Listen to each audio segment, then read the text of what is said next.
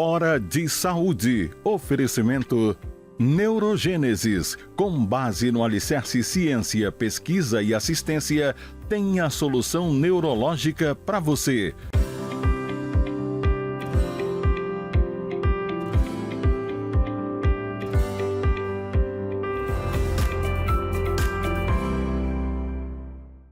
Amigos, mais uma vez no nosso programa dominical de saúde, Hora de Saúde, que é transmitido para todo o estado do Pará pela TV RBA, aqui em Belém, canal 13, e neste exato instante para o mundo inteiro pelo link rbatv.dol.com.br ao vivo ou simplesmente DOL de diário online, dol.com.br ao vivo. Eu gosto de falar porque nós temos espectadores no Canadá, nos Estados Unidos, na América Central, em toda a América do Sul, na África, em Luanda, em toda a Europa, na Noruega, na Suécia, em toda a Europa Ocidental, no Líbano, no Azerbaijão, em Baku, nós temos gente que nos assiste, e o lugar mais distante é em Perth, na Austrália. Eu sempre falo, porque qualquer dia desses eu vou colocar aqui a relação dos WhatsApps que a gente recebe quando o programa acaba. O nosso programa tem o apoio da Neurogênesis, que trata todas as doenças neurológicas por neuroclínica, neurocirurgia, principalmente neurointervenção, que é tratar as doenças do cérebro por cateterismo, comandada pelo Dr. Éric Pascoal e pelo Dr. Fernando Pascoal. E a convidada de hoje, minha amiga, ela está voltando hoje depois de alguns anos. É a doutora Ana Cristina Simões Beltrão. A doutora Ana Beltrão. Ana formou em 83 na UFPA, em médica, fez residência e mestrado em hematologia na Unifesp, da Universidade Federal de São Paulo, coordenadora da Central Estadual de Transplantes de 2012 até 2018, atualmente atua como médica do CET. O que é CET? Central Estadual de Transplantes. Isso mesmo. Atua como médica do CET e é membro afetivo da ABTO, que é a Associação Brasileira de Transplante de Órgãos. De Transplantes de Órgãos. Está escrito aqui, Associação Brasileira de Transplante de Órgãos. Ana, primeiro, super obrigado, querida, super obrigado mesmo por ter aceito. Eu agradeço lá a turma da SESPA que te cedeu para vir aqui, tá? Porque já que setembro vai ser o mês do transplante, vamos abreviar, porque a gente precisa abreviar essa informação, né? É super importante isso. Como funciona a central de transplantes, hein?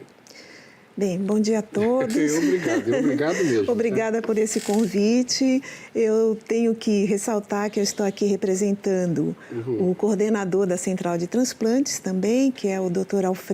Alfredo Abud Neto. E é um prazer estar aqui nessa manhã com vocês. A Central de Transplantes, ela é uma unidade da Secretaria Estadual de Saúde.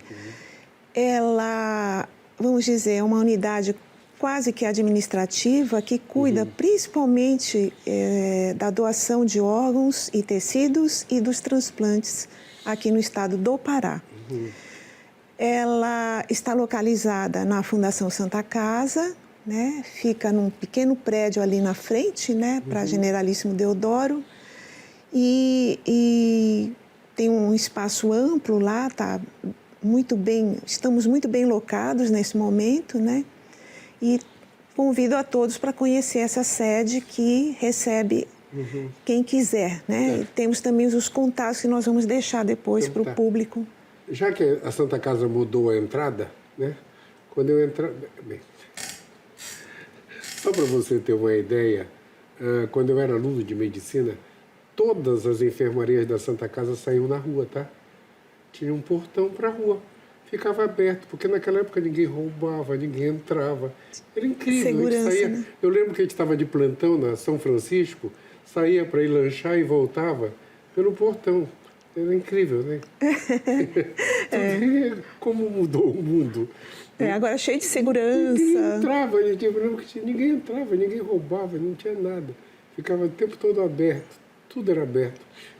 Aquela porta onde entravam as grávidas da obstetrícia, a escadaria principal ficava aberta, né? 24 horas, o tempo todo. Agora a entrada é só uma pela Bernal do Couto. Pela Bernal do Couto. Tem lá aquela capelinha, tu entra de que lado? É do lado direito, esquerdo? Então, entrando pela Bernal do Couto, é para o lado direito. Direito. Fica do lado da capelinha, Do lado da aquela capelinha. que fica externa, né? Que tem outra interna. Que todo mundo vê quando Isso, quando que vem todo na mundo rua. vê. Bonitinha, Da pequena. São Pedro, quando todo mundo vê.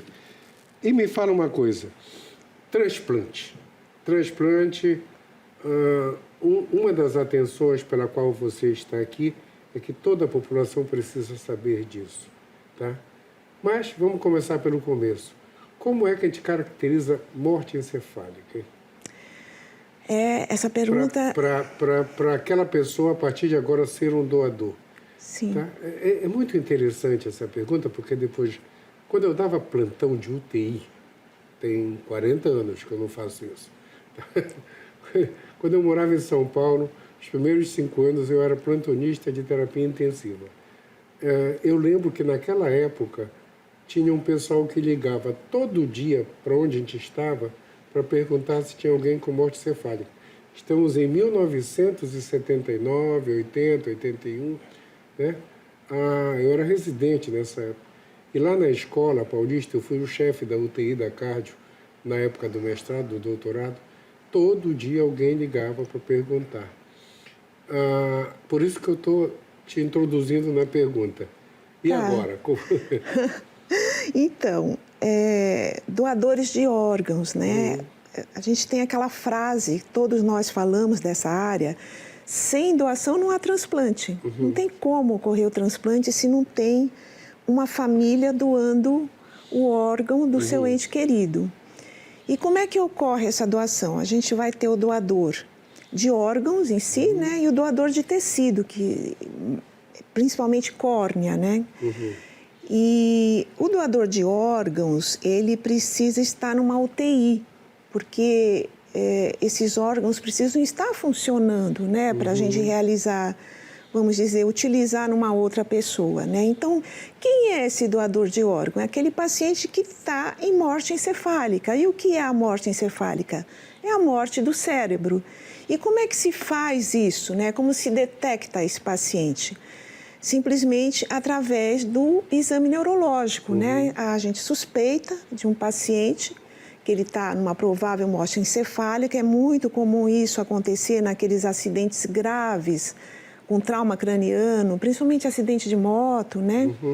Alguns AVCs. Então, a suspeita de morte encefálica, a gente pede para parar a sedação desse paciente para se realizar um exame neurológico, né? Esse exame no nosso país, ele é regido pelo Conselho Federal de Medicina, que tem uma resolução 2173 de 2017, que explica direitinho, passo a passo, de como se faz esse exame neurológico.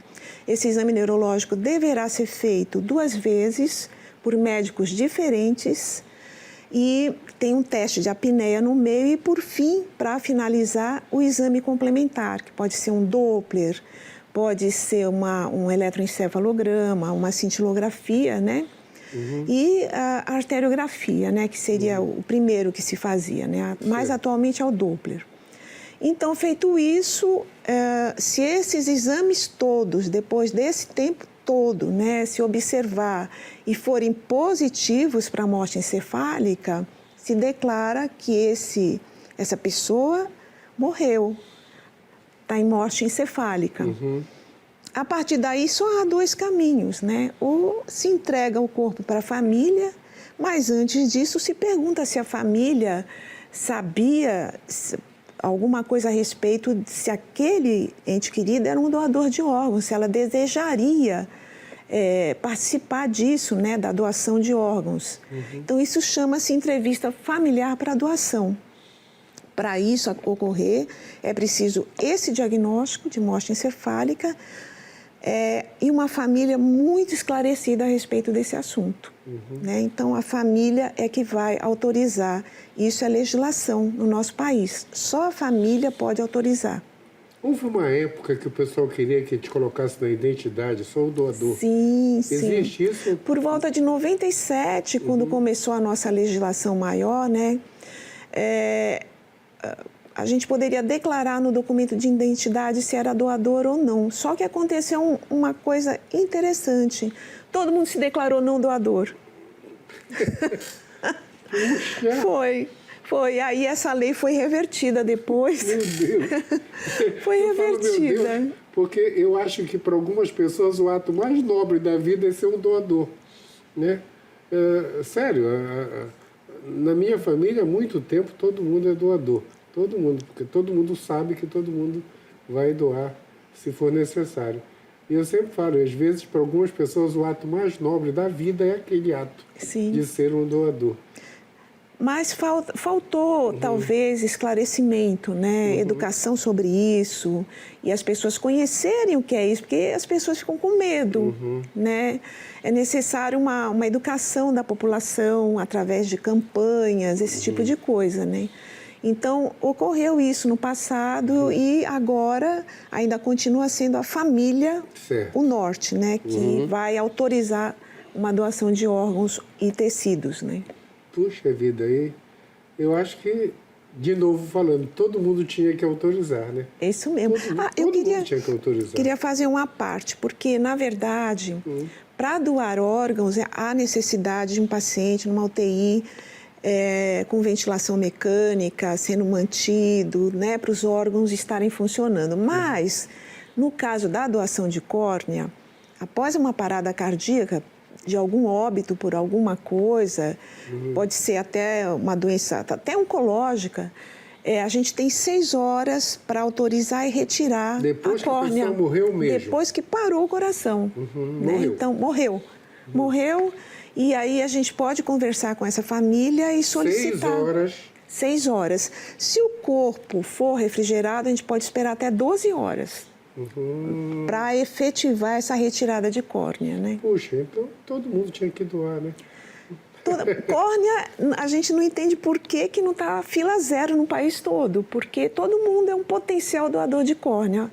Órgão tem que ser aquela situação especial de morte encefálica. Certo. Mas córnea, praticamente, há pouquíssimas contraindicações, né? Como infecções graves, como sepsis, né? E alguns tipos de câncer, como leucemia, linfoma. Mas, fora isso, a maioria das pessoas pode doar. É assim, coisas locais, né? Se a córnea estiver machucada, alterada, não vai poder doar, claro. Lógico. Mas, e normalmente ela está intacta, né? Normalmente ela está intacta. Puxa, que... Tem que chamar a atenção de novo, né? Porque é falta de esclarecimento mesmo. Eu acho que eu vou te convidar frequentemente para vir aqui, para a gente estar batendo nisso aí, né? Isso mesmo. Tem umas coisas que todo mundo tinha que fazer. Cuidar da diabetes, cuidar da pressão, doar os órgãos, que aí todo mundo estava bem, né? Todo mundo estava bem. Ana, a próxima pergunta que eu vou te fazer, tu vai responder no próximo bloco, que é como ocorre aqui em Belém essa captação, tá? Mas tu responde já. Pessoal, nosso primeiro tempo acabou. Já a gente volta.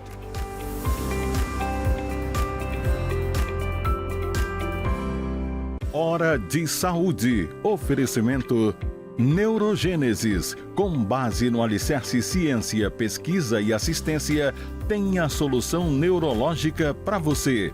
A Neurogênesis atua no mercado de saúde com produtos e serviços que se moldam às diversas tendências da transformação digital. Tem como foco estratégias de atuação na Neurosaúde 4.0. O objetivo é revolucionar o atendimento médico e multiprofissional no contexto da neurociência, com entrega personalizada do diagnóstico à reabilitação neurológica. Neurogênesis, educação, pesquisa e assistência. Fones 984-510900, 3085-1600. Rua Municipalidade 985, 19º andar.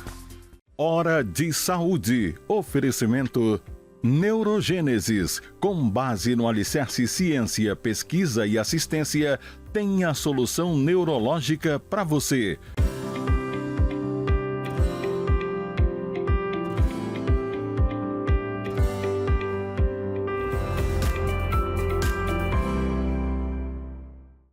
voltamos nessa conversa de super informação com a doutora Ana Beltrão. Ela é da Associação Brasileira de Transplantes de Órgão e atua como médica da Central Estadual de Transplantes aqui em Belém. E ela já foi coordenadora disso há muito tempo. Aliás, a outra vez que ela veio aqui, ela era coordenadora. Mas isso não impede nada, porque todo mundo faz parte do grupo, né? Isso mesmo. Eu sempre falo, a medicina hoje é um time, não tem jeito. Ninguém é mais sozinho. É uma equipe, Nunca mais. né? Acabou essa história de eu sozinho. Como é que se é um doador aqui em Belém e quais são os tipos de transplante que a gente tem aqui no Pará? Bem, para ser um doador de órgãos e tecidos como a córnea, o que é necessário é avisar a sua família.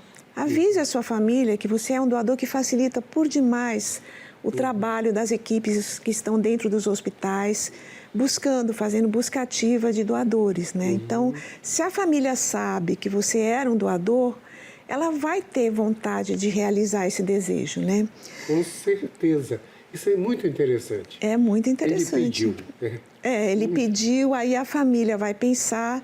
Tem ainda, no ano passado, nós temos a autorização eletrônica, né, de doação de órgãos, chamada AEDO, Autorização Eletrônica de Doação de Órgãos, que o pessoal dos cartórios, da Justiça, que começou essa campanha, eles fazem um registro gratuito de você ser um doador. Então, você preenche lá um documento, né? Eles fazem uma entrevista online com você, tudo gratuitamente. E você tem o seu documento registrado que quer ser um doador. Mas a família continua tendo que autorizar. Tá. Mas seria importante ter esse documento, a família vai se sentir mais segura, digamos assim. Olha, quem está nos assistindo agora, vira para o lado e autoriza a família toda, tá? Isso é mega importante. É um ato nobre total, tá? Você fica perto de Deus quando faz isso. Você fica perto de Deus. Eu acredito. Então, vire para um lado e vire para o outro e fale para os seus familiares que você é um doador e que todos que estão aí com vocês provavelmente também. Isso é, puxa vida, não tem parâmetro humano para comparar, tá? É isso, Ana. Me fala uma coisa, até esqueci. E os órgãos aqui? Quais são os transplantes nossos aqui? Nós estamos com os mais antigos, né? Córnea é o mais antigo, rim, né? Que também tem no interior, em Redenção e Santarém, além de Belém. Medula óssea, que ocorre no Hospital Filoiola e Hospital Saúde da Mulher, né? Fígado na Santa Casa, o rim infantil também na Santa Casa, né? Então, basicamente, são esses transplantes. E o músculo esquelético, já ia esquecendo, do Hospital Maradei.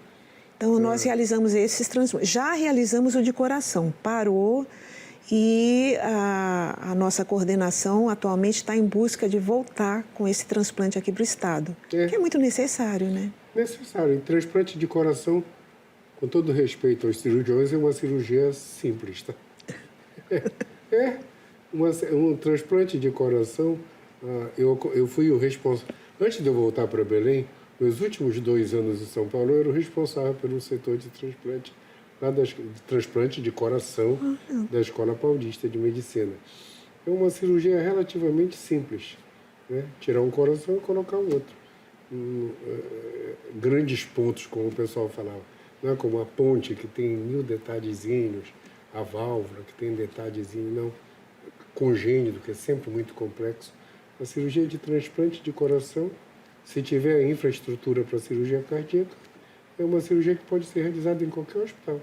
Aqui de Belém, vários hospitais operam o coração. Eu acho que era uma tranquilo, coisa relativamente simples em termos técnicos, tá? Vamos tentar voltar, né? Com certeza. E a história da lista de espera, como é que é, hein? A gente tem muita gente? Nós temos pouco abaixo de 2.000 receptores aguardando por um órgão, um tecido. 2.000 aguardando. Deve ter a somada. Bem, transplante renal, a lista gira mais ou menos em torno de 400, 500 pessoas esperando. Sobe, desce, entra e sai gente dessa fila, né? O de córnea atualmente está em torno de 700, né? Aguardando. Puxa, e o fígado... Isso é uma coisa que a gente podia resolver em 3 meses. Exatamente. Agora, a fila, o tamanho da fila, ela não é tão importante. O importante é como ela anda, a ligeireza que você entra e sai. Por exemplo, se você tem uma fila grande, mas você entra e sai, em 3 meses é considerado fila zero. Agora, se você tem uma fila grande e fica lá parado 1 ano, 2, 3... Aí isso é ruim. Então, a nossa fila, ela está andando agora, né? Que nós tivemos um grande aumento, né, da doação de córnea aqui no estado nos últimos tempos, porque o banco de olhos, que fica lá no Filoiola, através do seu coordenador, que é o Dr. Alain, conseguiu ativar o IML, sensibilizar muita gente, e a gente praticamente triplicou a doação de córneas no estado. Puxa. Muito bom mesmo. Então, isso foi realmente efetivo. Então, a fila da córnea é grande, porém ela está caminhando um pouco mais rápida agora, né?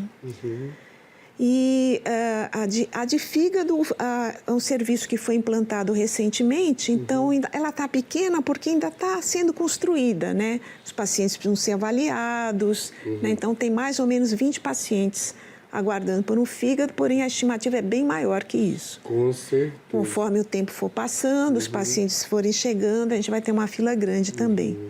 Então, é muito necessário. E medula óssea, idem, né?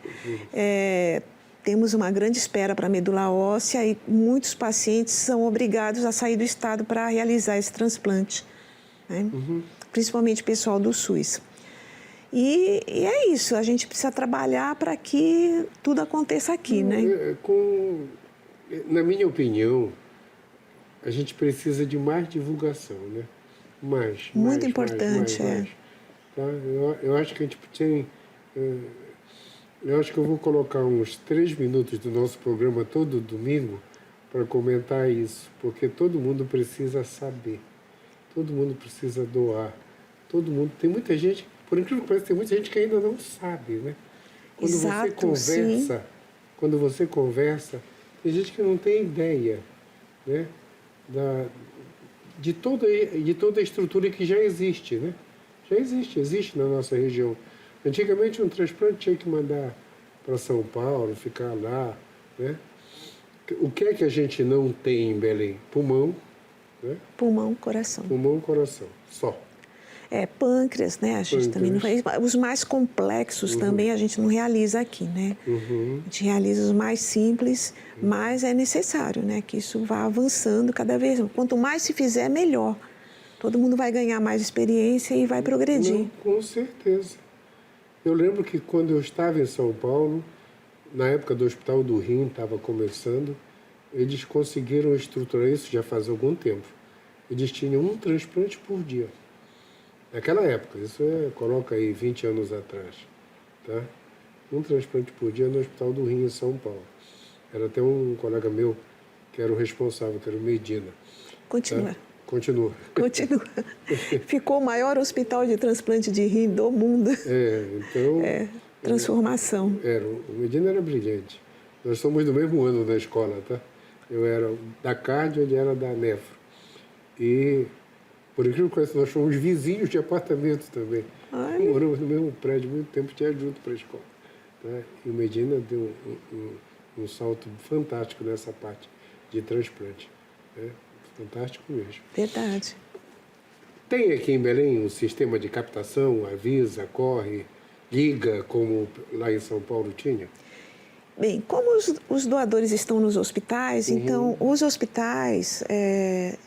É necessário que eles mantenham uma comissão de intra-hospitalar de doação de órgãos, né?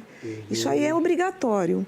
A gente tenta trabalhar com os diretores dos hospitais para implantarem essas comissões, que são as comissões que vão fazer a busca ativa de doadores nesse hospital e o acolhimento familiar.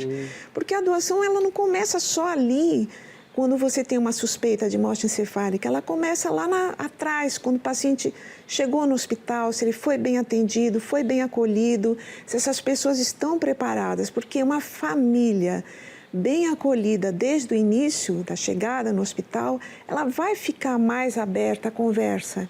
Uma família que não foi acolhida, está insatisfeita, ela não vai querer nem conversar. Não é verdade? E agora a gente colocou uma organização de procura de órgãos aqui em Belém. Ela também está sediada lá na Santa Casa e ela já vem causando uma mudança muito grande, né, na cultura de doação dos hospitais. Ela está fazendo busca ativa diária em vários hospitais que têm o perfil de doação aqui em Belém, e estamos obtendo um bom resultado, né? Esse ano a gente já está com 27 doadores de múltiplos órgãos, né? Então, esperamos que até o final do ano isso dobre. Com certeza. Para a gente ir melhorando. Vamos tentar mesmo. Me fala uma coisa. Essa era uma pergunta para te fazer no começo. Como é que fica aqui em Belém esse problema da nossa extensão territorial para doar órgãos? É um ponto de desafio total, né? Porque as distâncias são muito longas. Por exemplo, a gente tem um rim aqui para entregar lá em Redenção. Redenção, há uma dificuldade grande de aeroporto lá. Então, a gente tem que ver o que o Estado pode fazer. A gente tem um convênio com o GRAESP, né, que transporte aéreo, né, militar, aqui do Estado.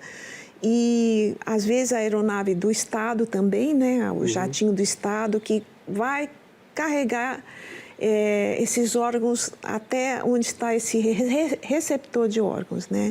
Assim como as córneas. Então, a gente tem transplante de córnea em Santarém, por exemplo. Então, nós mandamos a córnea para lá. Existe um acordo do Ministério da Saúde com as companhias aéreas todas, né, privadas, onde elas carregam esses tecidos e órgãos gratuitamente. Então, a gente pede para a companhia aérea, fornecemos a documentação todas e eles levam esse órgão até onde está o receptor. Então, existe toda essa história, mesmo assim ainda é difícil. E aqui as distâncias são gigantescas, né? E locais de difícil acesso até para o próprio receptor chegar no seu local transplantador. Então, isso é um desafio, digamos, diário. É uma luta. Estou imaginando mesmo. E como é que fica a parte de estrutura econômica de doação? É só o governo que coordena isso em termos de manter dinheiro na história? Sim. É só o governo? Não. A parte de transplante de córnea e de rim, os planos de saúde podem fazer esse transplante, né? A parte de doação é que fica exclusiva do governo.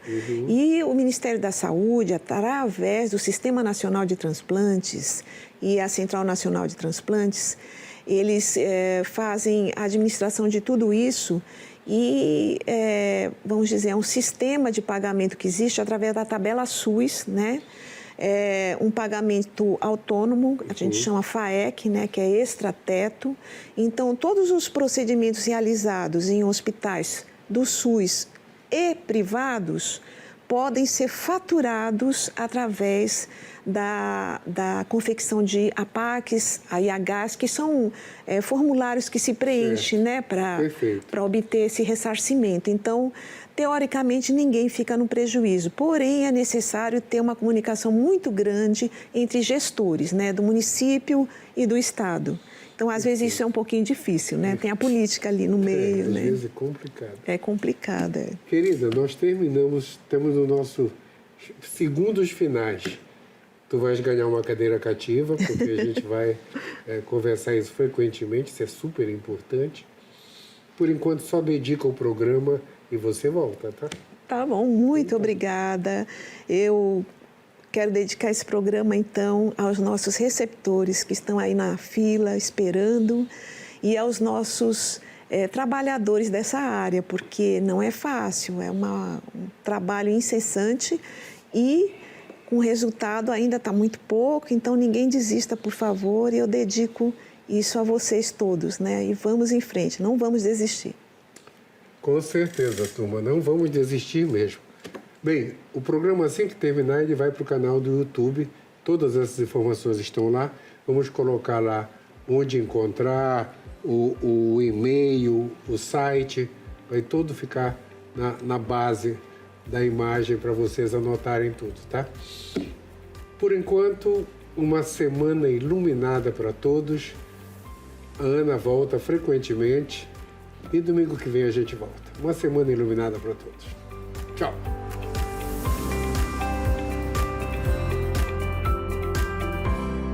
Hora de Saúde. Oferecimento Neurogênesis. Com base no alicerce ciência, pesquisa e assistência, tem a solução neurológica para você. A Neurogênesis atua no mercado de saúde com produtos e serviços que se moldam às diversas tendências da transformação digital. Tem como foco estratégias de atuação na Neurosaúde 4.0. O objetivo é revolucionar o atendimento médico e multiprofissional no contexto da neurociência, com entrega personalizada do diagnóstico à reabilitação neurológica. Neurogênesis, educação, pesquisa e assistência. Fones 984-510900, 3085-1600. Rua Municipalidade 985, 19º andar.